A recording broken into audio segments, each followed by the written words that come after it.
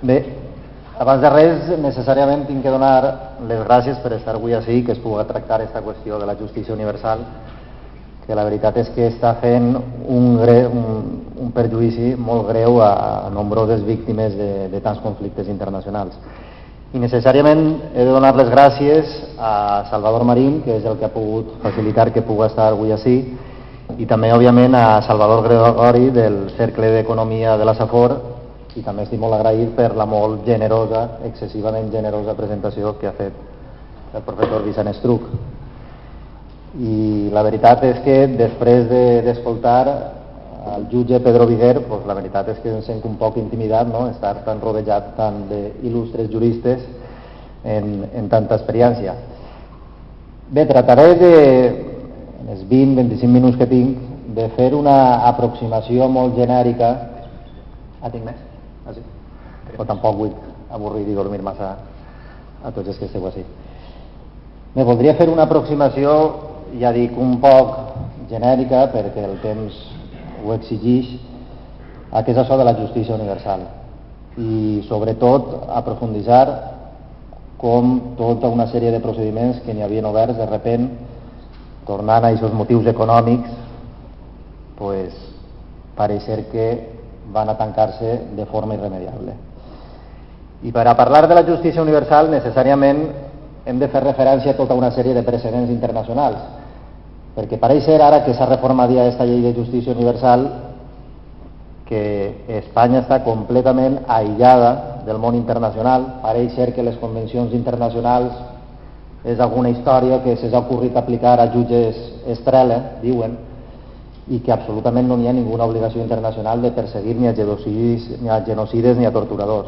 I això pareix ser que són aventures un tant quijotesques d'una sèrie de jutges. Doncs bé, això no és així. Per damunt del dret intern tenim un dret internacional que s'ha de respectar, i és un dret internacional que de forma voluntària ha acceptat l'estat espanyol adherir-se a una sèrie de convencions internacionals que ara breument comentarem. Bé, quan es parla de justícia universal, normalment, moltes vegades es fa referència, ja dic, que no és una invenció que comença a aparèixer ara en l'Audiència Nacional, sinó que la persecució de crims internacionals, és a dir, de genocidis, de les greus massacres que s'han produït en el món, doncs això arranca inclús de segles abans, perquè podríem recordar tota una sèrie de precedents que trobem en el món, quan, per exemple, ja en el segle XVIII i XIX es perseguien a tots els traficants d'esclaus en alta mar, i de forma extraterritorial s'aplicava la llei penal per a detindre aquests vaixells. I això va ser una pràctica judicial de nombrosos països. I això van a començar a assentar aquestes bases de lo que és la jurisdicció universal. Però realment, quan s'assenten les bases actuals de lo que es coneix la jurisdicció universal, és a partir dels judicis de Nuremberg una vegada finalitzada la Segona Guerra Mundial. Perquè a partir d'aquest moment n'hi ha un consens a nivell internacional on es diu, i ja està bé, prou de genocidis, i a partir d'ara anem a assentar unes bases comuns per a tota la humanitat, a través de les quals els grans criminals de guerra, els genocidis, podran ser perseguits, no sols per uns tribunals de Nuremberg, que van també ser criticats perquè únicament van aplicar una justícia per als que van perdre la guerra, però a partir d'ahir la comunitat internacional i tots els estats van consensuar que, amb independència de la nacionalitat de les víctimes, de la nacionalitat dels que perpetraven aquests crims internacionals i d'on s'havien comesos aquests crims internacionals, doncs n'hi havia un bé jurídic protegit per damunt de tot això, que era la humanitat en el seu conjunt, davant d'aquests greus abusos. I aquest bé jurídic protegit és la humanitat, i d'ahir sorgeix la noció de crims contra la humanitat. Bé, a partir d'ací, en este ímpetu que va començar a partir dels tribunals de Nuremberg, Nacions Unides es va posar en marxa i va considerar que n'hi havia que fer tota una sèrie de pactes internacionals per a que això fos una realitat. I a partir d'ahir podem trobar, per exemple, la Declaració Universal de Drets Humans ja de l'any 48 i del mateix any la Convenció del Genocidi, i a partir d'ahir tota una sèrie de tractats internacionals com puguen ser les convencions de Ginebra, convencions contra la tortura, contra l'apartheid, etc. Convencions totes ratificades per l'estat espanyol, publicades en el boletí oficial de l'Estat i, per tant, formen part del dret intern del nostre país. Bé, a partir d'ahir sorgeix un problema, perquè la Guerra Freda també pareix congelar totes aquestes tentatives de justícia internacional i únicament es van poder perseguir els grans crims internacionals comesos, sobretot, per els dirigents i militars de les SS durant la Segona Guerra Mundial. I precisament alguns dels països que avui en dia són més contraris a aquesta jurisdicció universal i que no volen que països com per exemple tribunals nacionals com per exemple com els espanyols, els belgues o els alemanys perseguisquen els seus nacionals per exemple per crims de guerra, i estic fent referència expressament per exemple als Estats Units per tots els crims comesos en Iraq o en Afganistan o en Guantánamo, o per exemple tots els crims de guerra que està cometent des de fa ja dècades Israel en Palestina. Pues precisament aquests dos països van ser els primers que van aplicar aquesta jurisdicció universal, curiosament, tant que firmement s'oposen en l'actualitat. I no sé si alguns recordaran que, per exemple, el cas paradigmàtic on es va aplicar per primera vegada d'una forma tan clara aquesta justícia universal va ser la condena a mort en la horca d'un membre de la Gestapo, Eichmann, que va ser condenat per crims de guerra i per genocidi. I Eichmann va ser condenat invocant precisament aquesta justícia universal. Al igual que, per exemple, van haver moltíssimes extradicions de tribunals federals nord-americans a Israel per a que allí foren enjuiciats tota una sèrie de criminals nazis i sempre es va invocar i es va aplicar aquesta jurisdicció universal. Bé, quan acaba la Guerra Freda pareix que de nou aquest impuls a la justícia internacional i universal li se vol donar un nou impuls. I un dels països més pioners en aquest sentit va ser Espanya. I tot ve com a conseqüència del compromís, podríem dir social, però bàsicament ètic, atenent-se a la legalitat, d'un fiscal anticorrupció que acabava de guanyar les seues oposicions en Madrid i mentre estava allí repassant la seva llei orgànica del Poder Judicial en 1996 li se va ocorrir de dir, ell tenia tota una sèrie d'amics que eren argentins i li se va ocorrir presentar una insòlita querella davant de l'Audiència Nacional únicament en 8 fòlios, invocant un article 23.4 que estava des de l'any 85 de la llei orgànica del Poder Judicial on feia referència a aquesta justícia universal, on es feia referència que els tribunals espanyols són competents per a perseguir, entre altres, crims de genocidis, tortures, etc., amb independència, i aquesta redacció de 1985, de la nacionalitat de les víctimes, dels victimaris i on s'havien produït aquests fets. Bé, aquesta querella insòlita presentada pel fiscal anticorrupció Carlos Castresana, inexplicablement, com ell mateix reconeix, perquè no se ho esperaven, va ser admès a tràmit i van a començar a practicar-se una sèrie de diligències prèvies. Bé, com a conseqüència d'aquesta acceptació positiva d'aquest cas, dirigit contra la Junta Militar Argentina, 3 mesos després es va presentar una nova querella, aquesta dirigida contra el ja famós dictador Pinochet, el qual, com sabeu, va donar lloc anys després a tot el procediment i tota la tentativa d'extradició que va haver entre el Regne Unit i Espanya. Bé, este precedent de Pinochet, molts diuen, és que això finalment va ser un fracàs, no? Pinochet se'n va tornar a sa casa.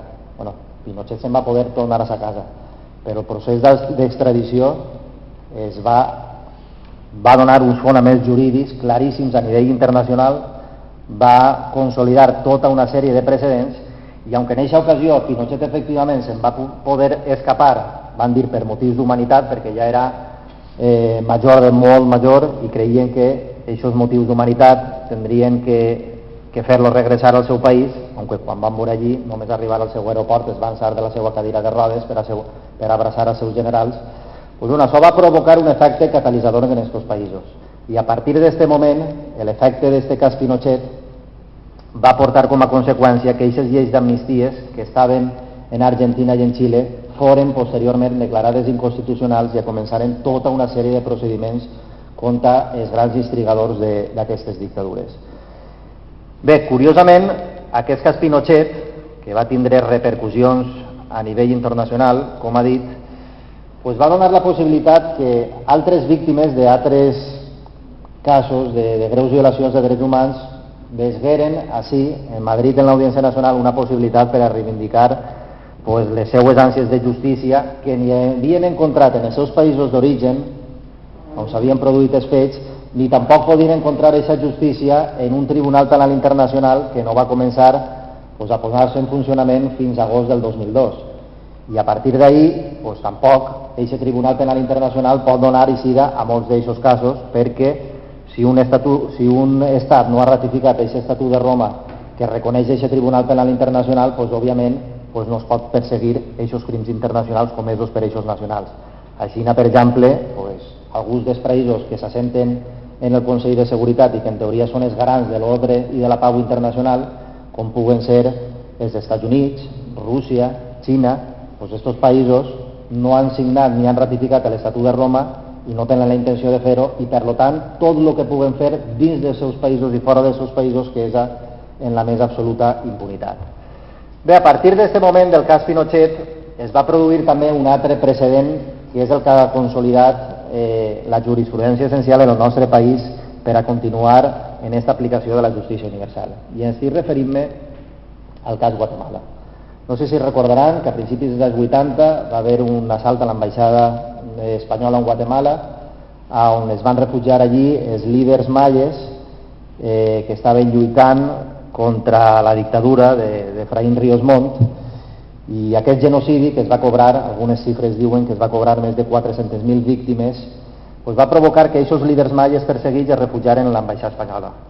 L'ambaixador espanyol es va negar a entregar a aquests líders maies i com a conseqüència de tot això l'exèrcit de Guatemala va rodejar l'ambaixada espanyola i literalment li va prendre foc i van matar absolutament a tot el personal diplomàtic espanyol excepte l'ambaixador, que va poder saltar per la finestra de darrere i escapar-se.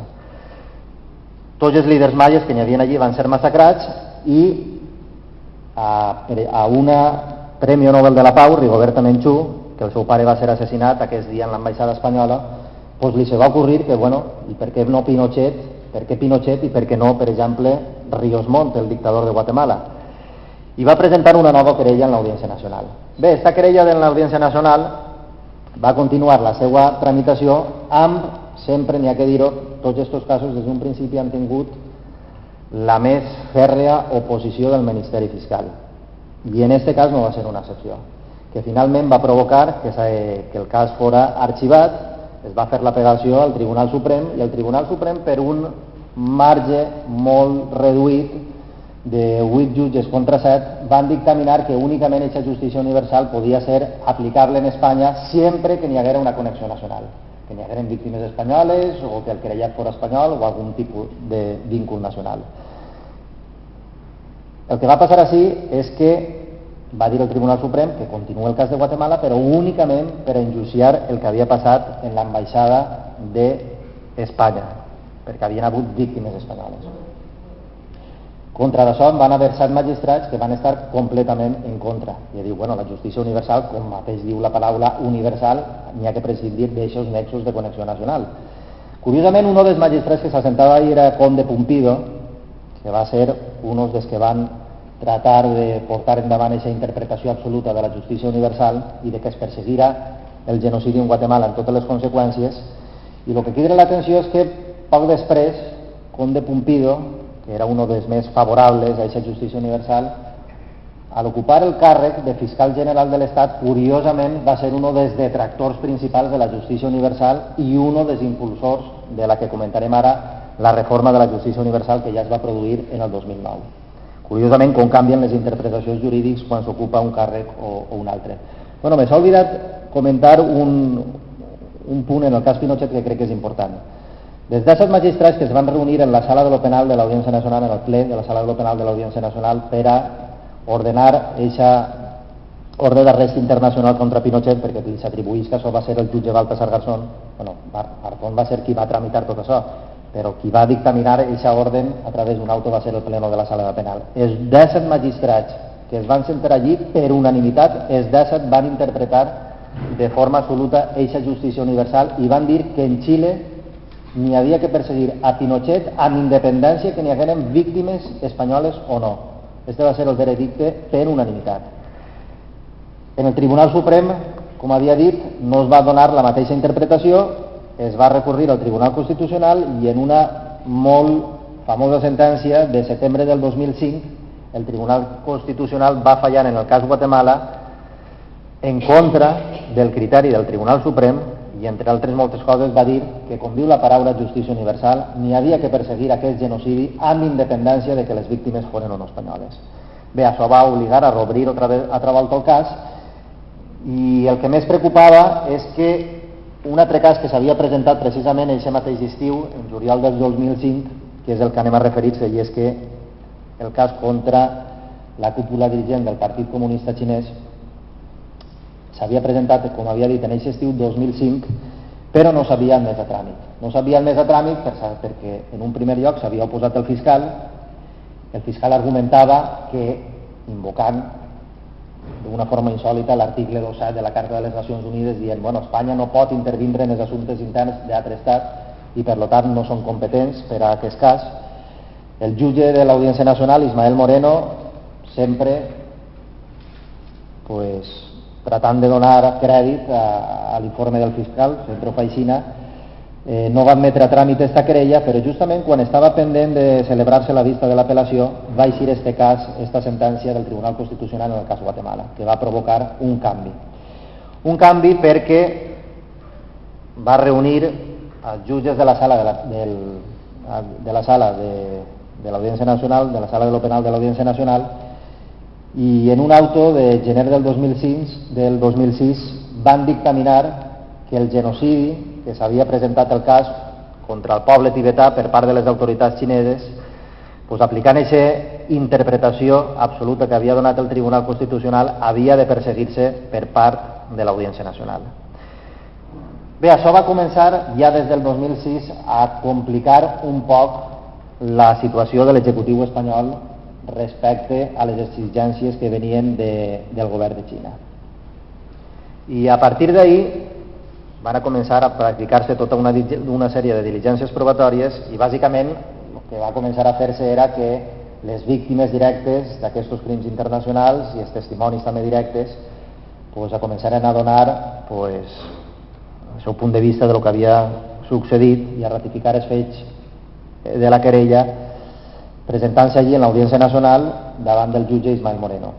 Bé, únicament la primera compareixença de la primera víctima que va acudir allí a Madrid a l'Audiència Nacional, a la seva eixida, les seues declaracions van provocar la primera reacció del govern de Xina oficial a través del portaveu del Ministeri d'Assumptes Exteriors, que va dir que ojo en el que estava fent Espanya perquè les relacions entre els dos països podrien deteriorar-se per aquesta ingerència interna en els assumptes de Xina.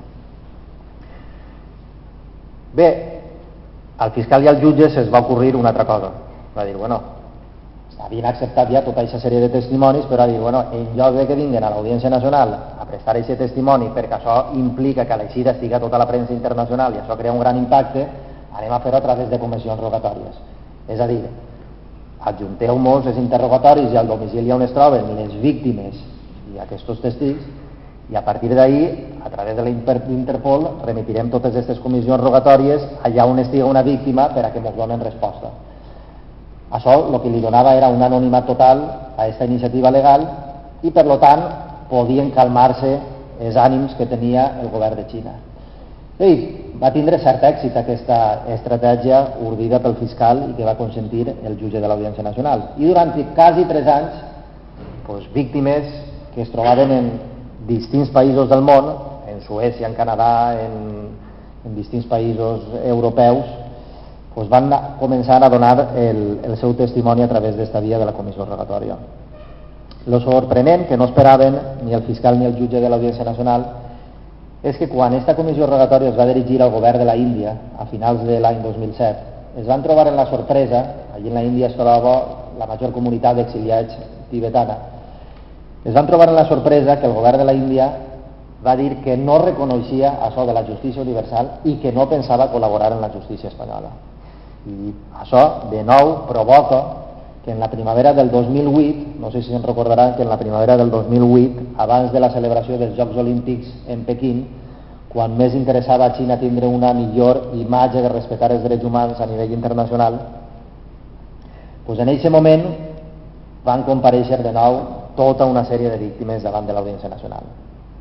I no sols això, sinó que la repressió que va haver precisament abans de les Olimpiades en aquest territori va ocasionar únicament en un parell de mesos més de 1.000 desaparicions forçades, més de 6.000 assassinats, i això va provocar que presentàrem una nova querella davant de l'Audiència Nacional. I justament 3 dies abans de la celebració dels Jocs Olímpics en Pequín, el jutge, el titular del Juzgat Central d'Instrucció número 1 de l'Audiència Nacional, Santiago Pedrat, admetia a tràmit una nova querella contra els dirigents de Xina, acusant-los de crims contra la humanitat. Pues imagineu-se també la reacció que va haver del govern de Xina.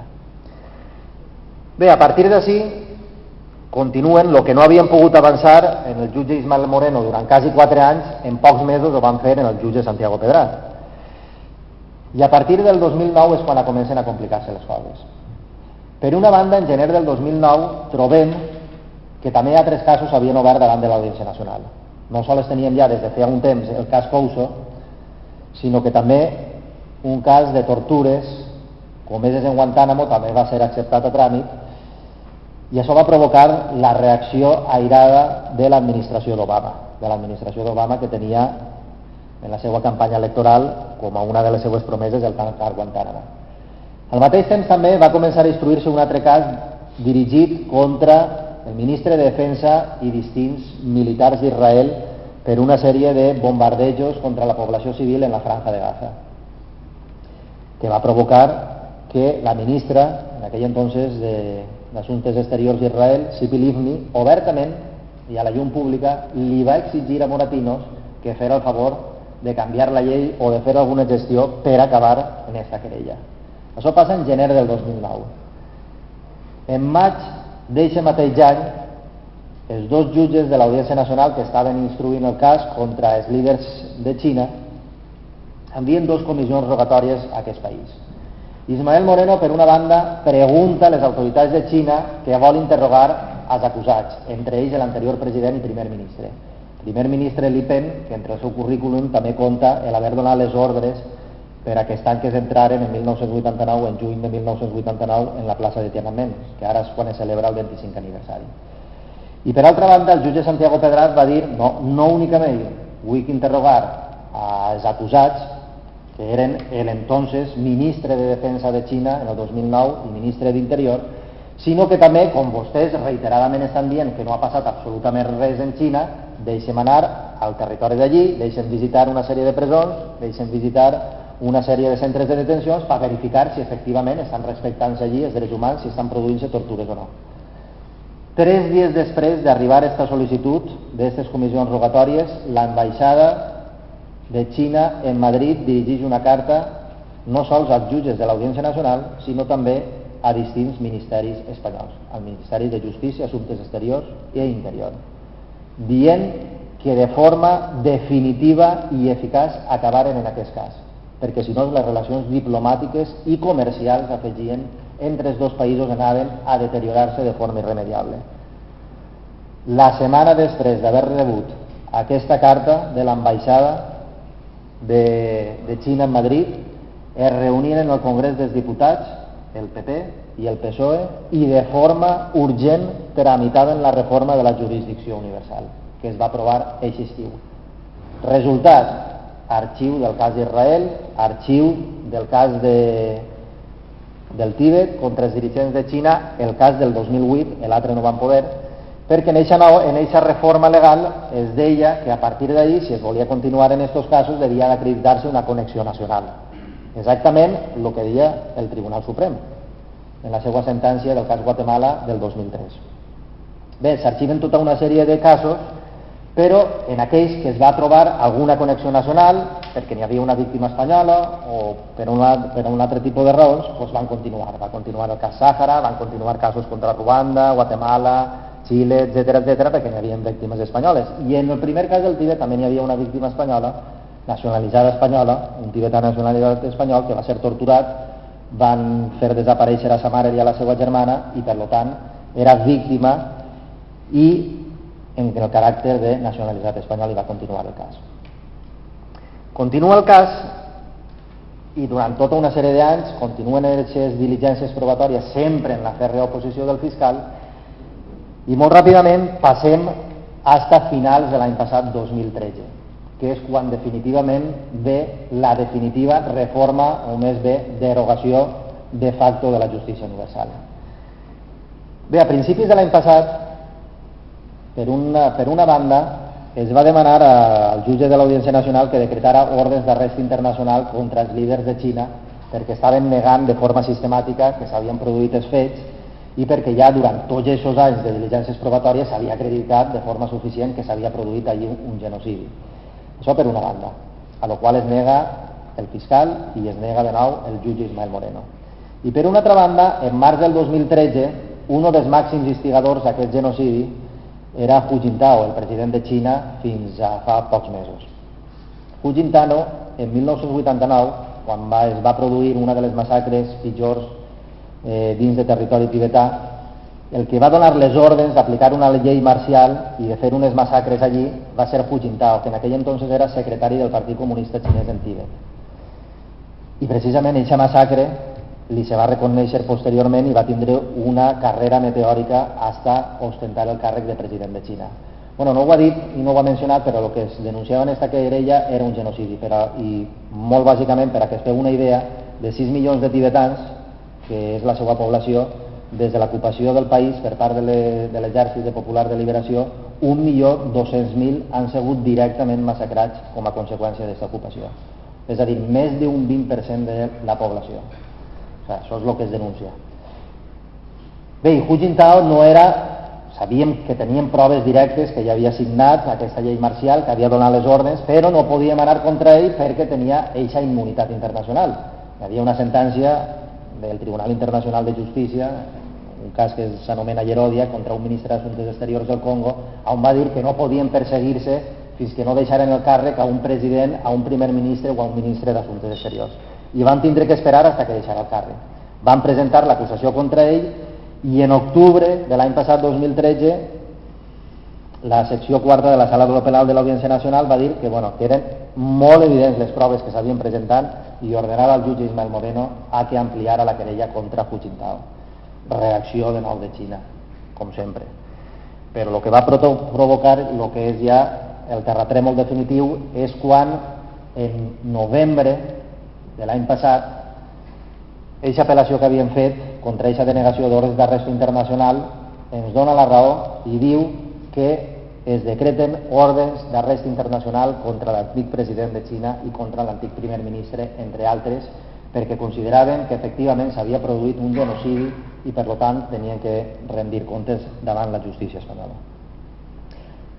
Això no sols provoca, com sempre, la reacció diplomàtica, es quedra consultes a l'ambaixador espanyol en Pequín, sinó que, a més de tot això, el que es provoca és que el 12 de desembre de l'any passat, membres de l'Assemblea Parlamentària de Xina van anar al Congrés dels Diputats, van fer reunir a la Comissió d'Exteriors del Congrés a tots els portaveus de tots els grups polítics i es van dir que o canviaven esta vegada sí la llei o de forma irremediable aquestes relacions de tot tipus entre Espanya i Xina anaven a acabar, fent èmfasis en l'aspecte econòmic i comercial.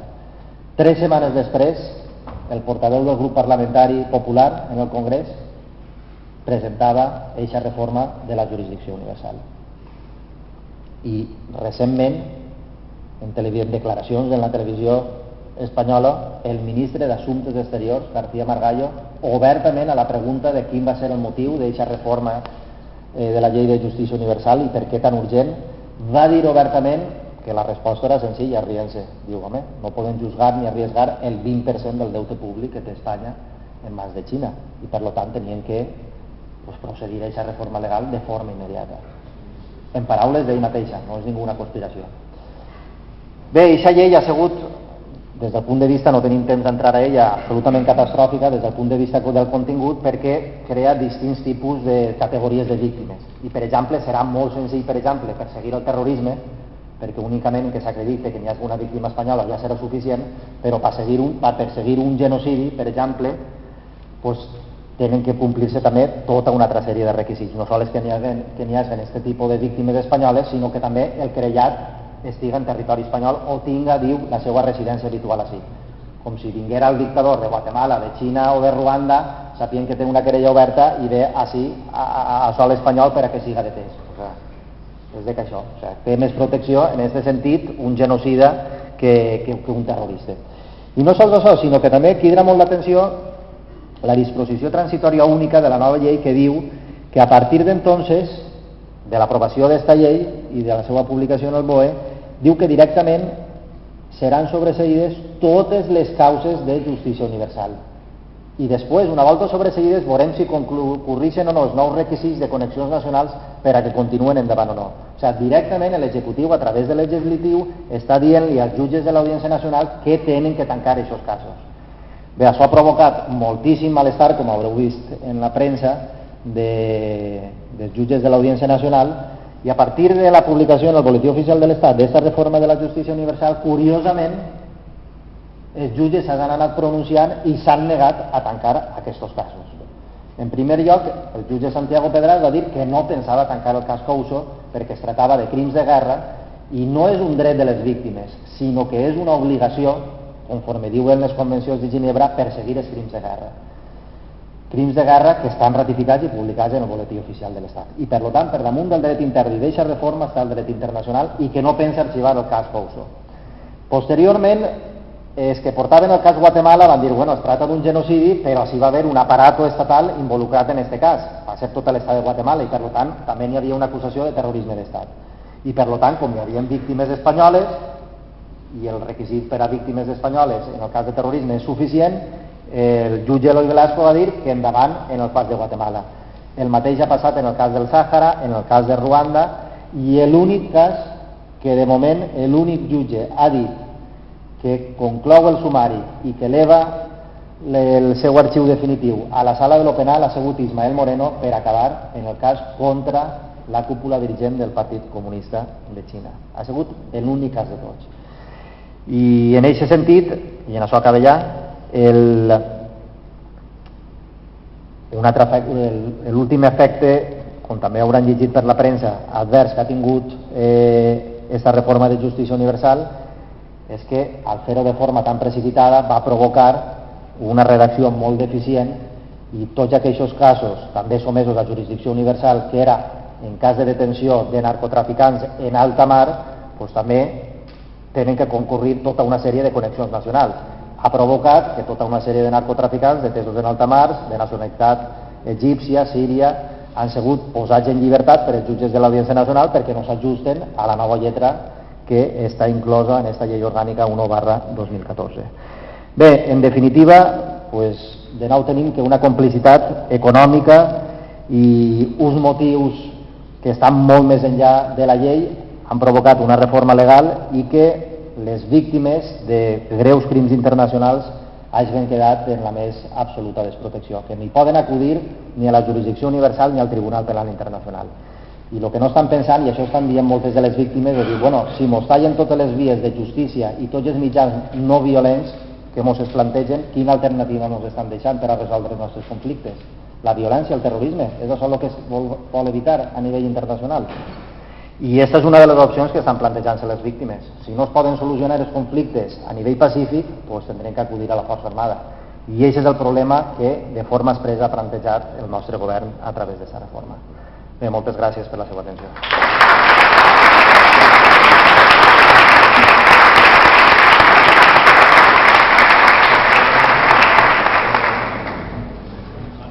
Bé, com us deia al principi, relació de com la justícia pot influir en l'economia i com l'economia pot influir en la justícia. Bueno, i ara s'obre un torn de paraules i Juan, concís i breu, per favor. Tenies pensant que ja no vols. Bueno, pues, més torn de paraules. Mejías. ¿No parece la justicia universal que es unidireccional? Que solo va contra alguien? Pienso, por ejemplo, en Fidel Castro. A nadie se le ha ocurrido esto, porque es una cosa que, lo comentamos muchas veces, solo va contra determinada gente y contra todos los demás, que los hay. Estoy de acuerdo, pero ¿quién presenta estas querellas? Vamos a ver, el Ministerio El Ministerio Fiscal presenta estas querellas. No ha habido ni un caso de justicia universal que impulse el Ministerio Fiscal, todo lo contrario. Está como está. No hay nadie que pueda... Todas las querellas que hay en la Audiencia Nacional se han presentado por víctimas directas o asociaciones de víctimas. Por lo tanto, ellas son las que impulsan estos procedimientos. Al cubano no le ha firmado tampoco su presencia al Tribunal Internacional de Justicia, ¿verdad? Exacto. Tengo constancia de que sí que se han presentado querellas contra Fidel Castro. Es más, conozco al abogado que la presentó. ¿Aquí? Aquí en España. ¿Están archivadas? No están archivadas. No se admitieron a trámite. No se han metido al trámite, quiero decir, se lo he pedido. No se admitió a trámite. Repulsión en la instancia. No se admite a trámite la querella contra Fidel Castro porque cuando se presenta hace unos 10 años o algo así, ocupaba el cargo como jefe de Estado y por lo tanto... No va en una única dirección, siempre. Eso es lo que dicen... Y yo no distingo entre un genocida y otro genocida. Yo he visto a Gotovina en La Haya. Estuve trabajando ahí 2 semanas y estuve en el juicio de Gotovina. Y entre ese y los demás no distingo ninguno, son todos genocidas. Por eso te lo digo, ¿por qué no todos? Pues sí, estoy absolutamente de acuerdo. Ojalá fueran todos. Pero lo que siempre se ha criticado de la justicia universal es que únicamente se persiguieran a dictadores de segunda categoría. Y eso es lo que se quejan los países africanos. Dice, bueno, ¿por qué se aplica únicamente esa justicia universal? ¿Por qué el Tribunal Penal Internacional únicamente persigue a dictadores africanos? Y dice, bueno, esto es una especie de neocolonialismo jurídico. Y en ese sentido llevan razón. Pero la jurisdicción universal nos permite hacer cosas que no hace el Tribunal Penal Internacional. Y esas críticas... yo creo que se salvan en cierta medida cuando se persiguen ya a los más poderosos, cuando se persiguen a través de estos casos a dirigentes norteamericanos, a dirigentes rusos por los crímenes cometidos en el Cáucaso, a dirigentes israelíes, a dirigentes chinos. Yo creo que ahí se rompe esa unidireccionalidad. Y no solo eso, sino que la justicia universal también se está comenzando a aplicar por parte de países del sur, podríamos decir entre comillas. Sudáfrica está persiguiendo a los torturadores de Zimbabue en la actualidad. Argentina está persiguiendo ahora los crímenes del franquismo. Y así podría darte muchos más ejemplos que de países del sur que están poniendo en marcha este mecanismo de justicia universal. La sensación es que solo va a la que no, los de Sudáfrica también lo veis. Los de Sudáfrica no se encargan de han hecho. Perseguir por delegación del tribunal o de la ONU es motu propio. Motu propio, víctimas de Zimbabue que se han ido a los tribunales de Sudáfrica. Una otra pregunta. Ramón.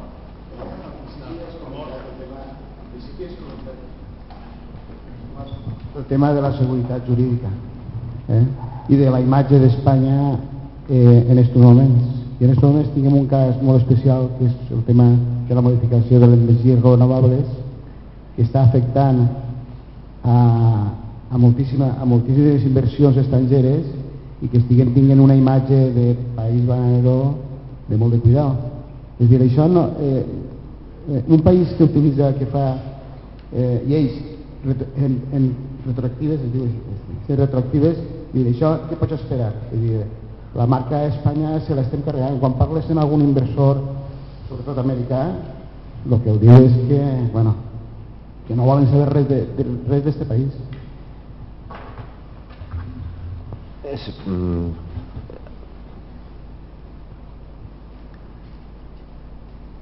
Es un problema legislativo, no judicial.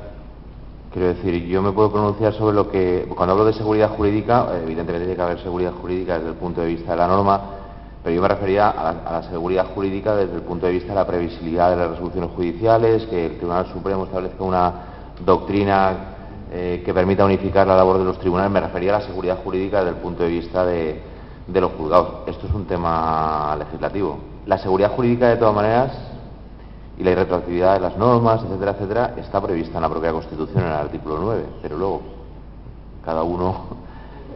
Este es un tema de responsabilidad a nivel político, no judicial, ¿no?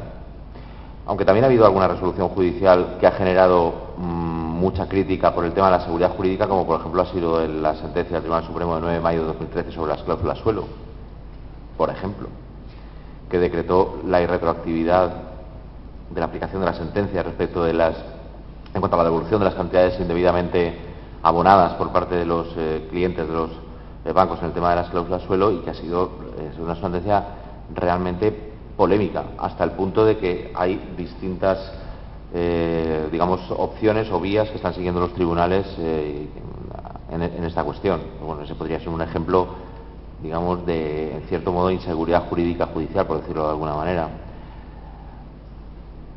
En fin, poco puedo decir. Es conveniente que las normas respeten las situaciones de hecho ya creadas como consecuencia de la vigencia de la norma y que no se apliquen con carácter retroactivo, evidentemente.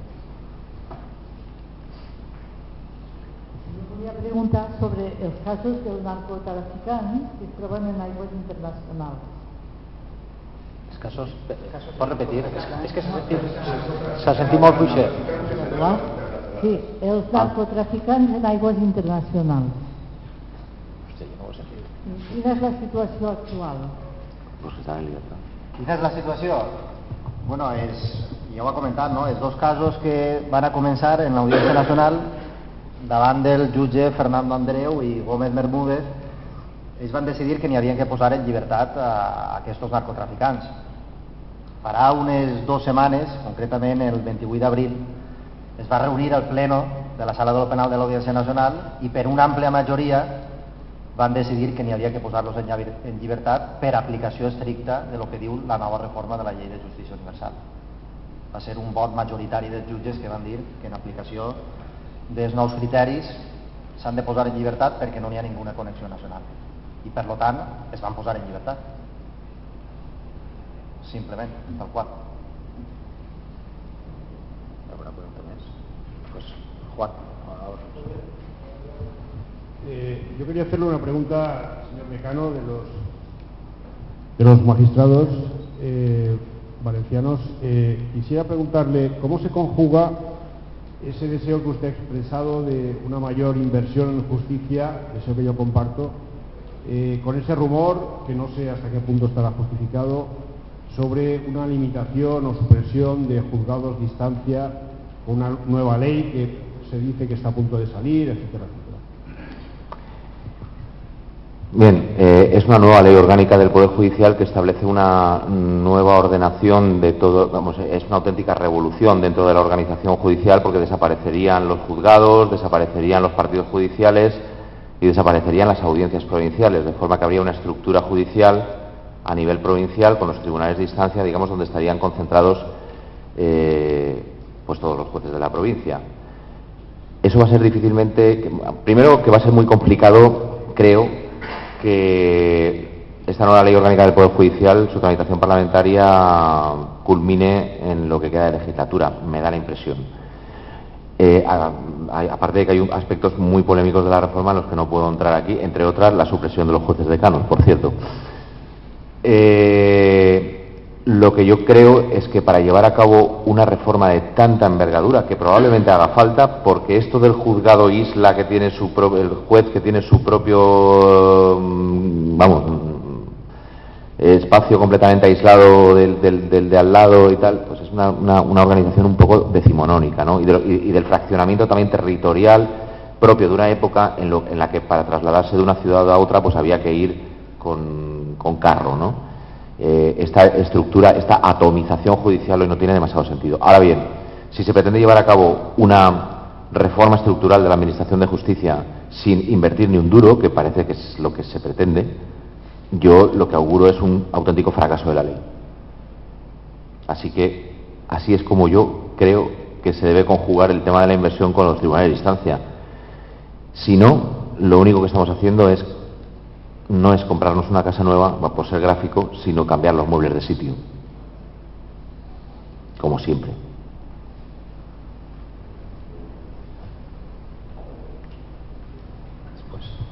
Bueno, bona nit. Hola. Jo tinc costum d'anar apuntant coses quan van parlant i antes de parlar. Antes de vindre aquí, jo havia apuntat ja unes coses que diria. Años y años para juzgar a los políticos y a los poderosos. 2 días para juzgar a los pobres. Yo tenía apuntar yo, quiero que se pienso personal. ¿Por qué digo? Juicios rápidos y ágiles. Procesos interminables. Interminables son, es que digo, para los políticos, que pasen años y años y no fan. Pero es rápido, culpa al pobre desgraciado que otro duro y que a la primera semana la presó. Eso no me lo encuentro. Una cosa. Segunda cosa, vostè està parlant i jo us poso dir. Dos jutges de poble són bons. M'agrada més de poble que de Madrid. Parlen més clar i més...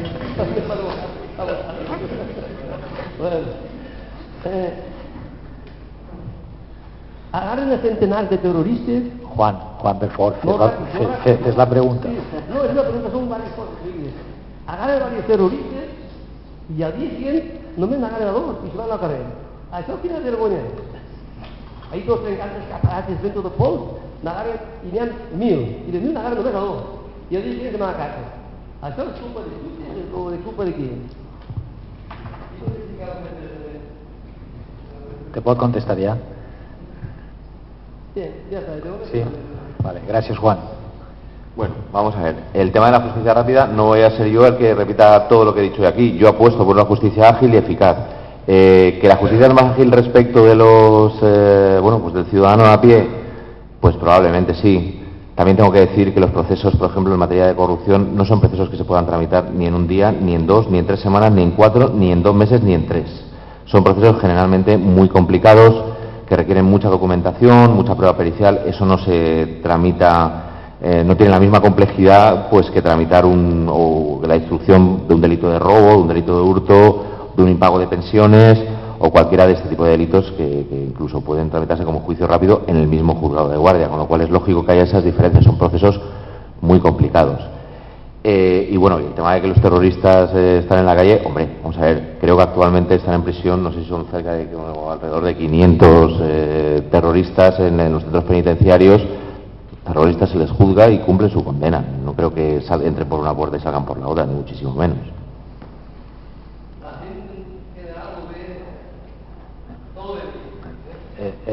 Pedro, me gusta. Sí, ahora un segundo, Pepe. Sí.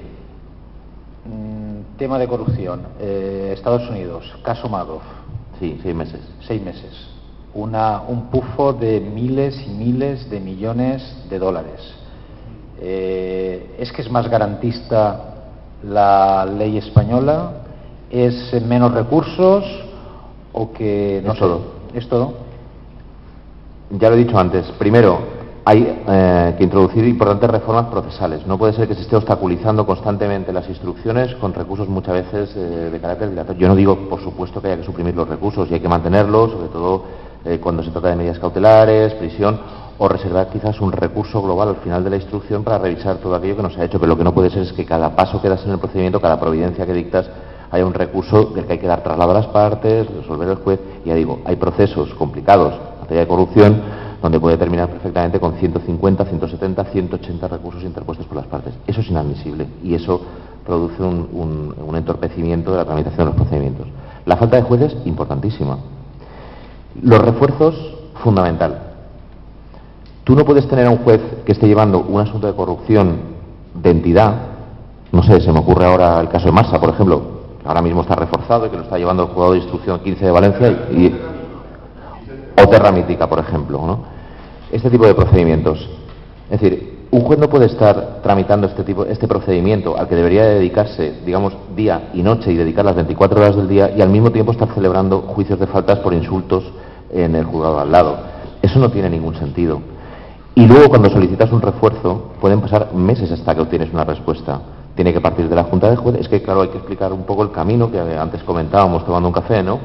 Tienes que solicitar una Junta de Jueces, tiene que ir a la Sala de Gobierno, de la Sala de Gobierno tiene que ir al Consejo General del Poder Judicial, el Consejo General del Poder Judicial valorar si procede ese refuerzo. Pero si ese refuerzo significa un juez y un secretario, luego tiene que pasar por el Ministerio de Justicia porque tiene que pagarle las retribuciones de ese juez y ese secretario de refuerzo. Y, ojo, si se trata de una comunidad autónoma con competencias transferidas y necesitas un ordenador, una mesa, unos funcionarios, ese asunto tiene que volver a la comunidad autónoma para que te ponga esa mesa, ese ordenador y esos funcionarios. Cualquier empresa con este sistema se hundiría desde el minuto 1. Así es como funciona actualmente la justicia en España. Entonces, agilización procesal, sistemas informáticos eficaces. Agilización procesal, sistemas eficaces, jueces suficientes, refuerzos ágiles Y yo añadiría dos medidas fundamentales, que además la pedimos los jueces decanos en el último, digamos, en la última reunión que tuvimos en Sevilla de 2013, que antes he mencionado. Primera, ¿para cuándo un cuerpo de peritos, contables, economistas a disposición de los juzgados? Si yo voy a llevar un tema de corrupción, quiero un economista, un experto en materia económica a mi lado. No lo tenemos. Sí que tenemos un cuerpo de médicos forenses que son especialistas en medicina legal, que nos asesoran, pero no tenemos un cuerpo de... ¿A quién tenemos que ir a morir para pedir informes? A la Intervención General del Estado, al Banco de España, a la Agencia Tributaria. Y hay asuntos en los que a lo mejor son un poco juez y parte también. Y eso es un problema. Y segundo, ¿para cuándo, y esto es importantísimo, una auténtica policía judicial dependiente exclusivamente de los jueces o de los fiscales en función de quién vaya a llevar la instrucción, que sobre este tema tampoco sabemos cómo va a acabar el proyecto, vamos, el borrador que hay del ECRIM?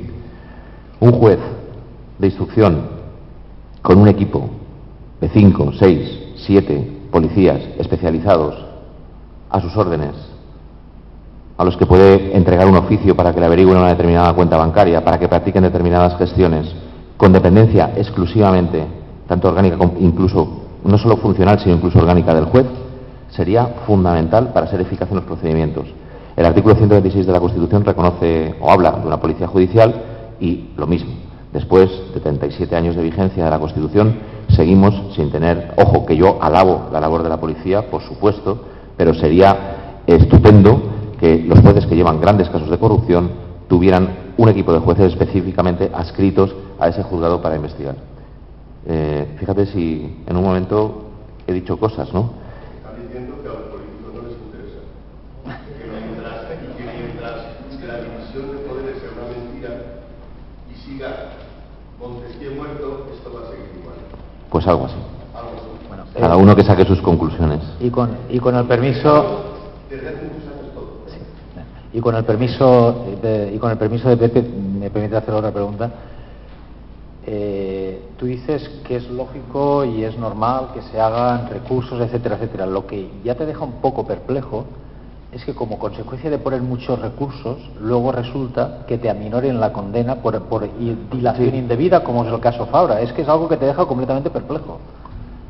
La atenuante de dilaciones indebidas está ahí y los procedimientos que exceden la duración de... A ver, una cosa que a mí sí que me produce mucha perplejidad es que, a ver cómo lo digo, para que determinadas personas que tienen responsabilidades en niveles que podrían hacer mucho por invertir en justicia, cuando se ven implicados en procedimientos son los primeros que te piden agilidad. Oiga, ¿y usted qué ha hecho para que la justicia sea más ágil?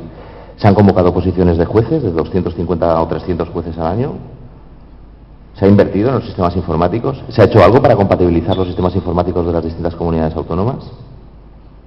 ¿Se han modificado las leyes? ¿Se han concedido refuerzos con agilidad?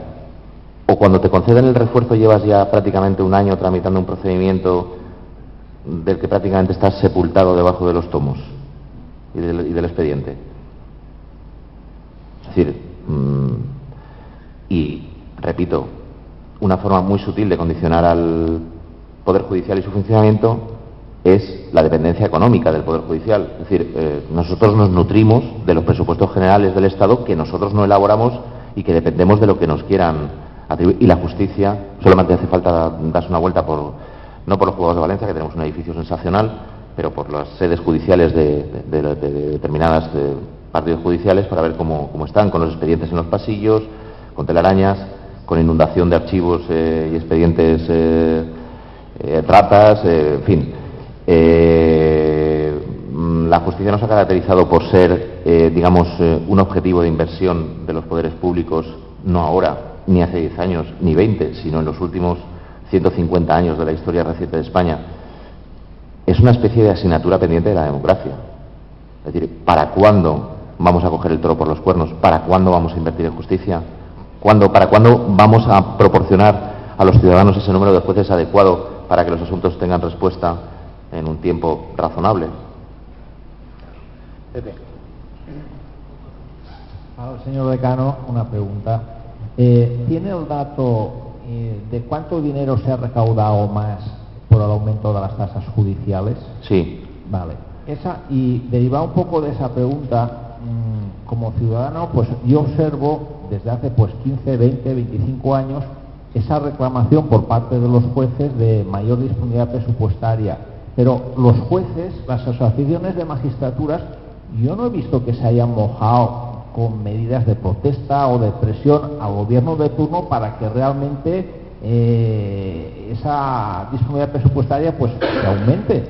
Yo veo mucha pasividad y ustedes son un colectivo. Usted imagínese si un día se levantaran todos los jueces de España, hicieran una huelga de celo y dijeran, oiga, donde resolvemos 100 casos, pues vamos a resolver 10. Y hay unanimidad de las asociaciones de esa problemática de falta de presupuesto, porque todo lo que está pasando en los juzgados, que está comentando pues de ratas, de inundaciones, es que como está hoy en día la informática, es que es casi impensable que aún estén a esos niveles. Es que en cualquier colegio de GB, tienen 10 veces ordenadores más potentes que tienen en cualquier juzgado de cualquier población de España. Pero ya le digo, veo mucha pasividad y mucho corporativismo por parte de los jueces de no presionar al gobierno de turno para que de una vez, vamos a ver, el dato ese que me ha dado de que el dinero que se ha recaudado de demás se ha quedado para otros fines y no se ha invertido en la justicia. Sí, el dinero recaudado de las tasas son 300, no recuerdo el pico, pero 300, creo que 10 millones de euros, por ahí anda, la recaudación de las tasas del año pasado, 2013, porque hace unos días publicó el Consejo General del Poder Judicial la justicia de datos, desando las estadísticas, y este dato ayer concretamente lo estuve viendo y hombre, no sé el pico, no sé si son 310 o 315, pero por ahí anda. Se nos dijo que el dinero recaudado en las tasas se iba a repercutir en la Administración de Justicia y concretamente en el turno de oficio, y no ha sido así. A ver, que digamos que los jueces pecamos de pasividad cuando en el año 2009 hubo una especie de levantamiento, por decirlo de alguna manera, popular, con 2 huelgas históricas de los jueces en el mes de octubre, el mes de febrero de 2009 y el mes de octubre de 2009, 2 huelgas seguidas en donde se estaba reclamando fundamentalmente recursos.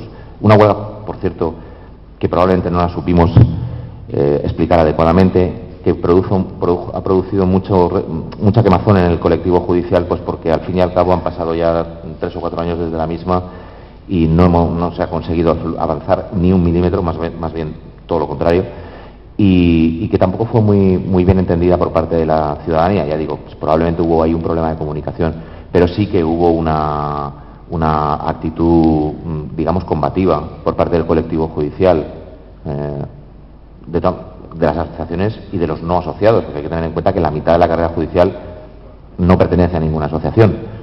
Pero si los jueces se han mostrado, digamos, quejosos, por decirlo de alguna manera, respecto a esta situación, ha sido precisamente en los últimos tiempos. También digo que esto hubiera sido absolutamente impensable hace 10 años, ¿no? Es decir, sí que ha habido... Pero claro, nosotros tampoco podemos estar permanentemente en este debate, digamos, celebrando huelgas todos los viernes, ¿no? Sobre todo si se le suspende el juicio que tiene usted señalado desde hace 5, que es lo único que nos para. Claro. ¿Por ustedes o por nosotros, en definitiva? Si fue una huelga de unas horas, porque en realidad... Y parando y esperar que vengan enseguida, suspendes el juicio. Sí, por esa especie de exceso de sentimiento de responsabilidad, ¿no? No, incluso, y permíteme que te apunte, incluso hubo compañeros, ¿no?, jueces que estaban en contra de la huelga porque decían que técnicamente, jurídicamente, no podían, como ostentadores unipersonales o colegiados del Poder Judicial, no se podía hacer huelga. O sea, era incompatible el derecho de huelga con ostentar o sea, como ostentar unipersonalmente el Poder Judicial. Entonces, o sea, hubo voces críticas dentro del mismo colectivo. O sea. Venga, Mejías, la última, va. Al profesor, que ha sido muy ilustrativo, porque de verdad tiene una capacidad para hacer la historia del movimiento este. ¿Cómo está en el resto del mundo? Que tengan suscrito los convenios para prevenir de justicia universal. ¿Y Alemania o Francia? ¿Qué hacen con ello? ¿O somos los únicos? De verdad que no lo sé. Y no estoy... La verdad es que los pioneros en esto de la justicia universal no fueron los tribunales españoles, fueron los tribunales belgas. ¿Cómo está en el mundo? Inglaterra lo hace. ¿Quién no lo hace? ¿Quién sí lo hace? Y los tribunales belgas sufrieron lo mismo que estamos sufriendo aquí ahora, porque se trató de detener a Ariel Sharon, se plantó allí en Bruselas el secretario de Estado norteamericano, Donald Rumsfeld, y dijo que o archivaban el caso contra Ariel Sharon o quitaban la sede de la OTAN de Bruselas. Y en 2 meses cambiaron la ley de justicia universal.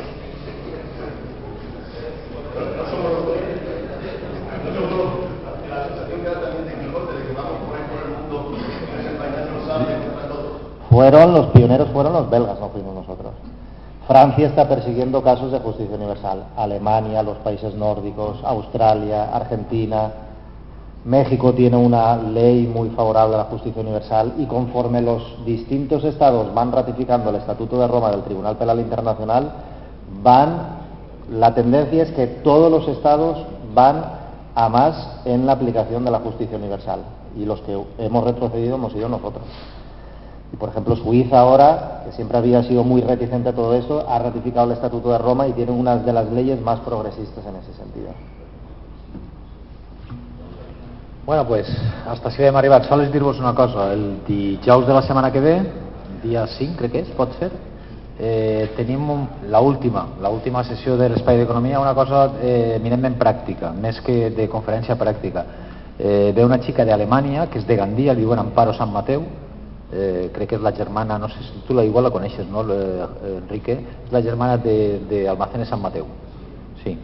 Està en Alemanya i ve a donar una conferència sobre les oportunitats que poden tindre els joves avui en dia, quins camins tenen que seguir, què és el que n'hi ha que fer per si algú se'n vol emigrar a Alemanya o fer mobilitat exterior, com diria alguna.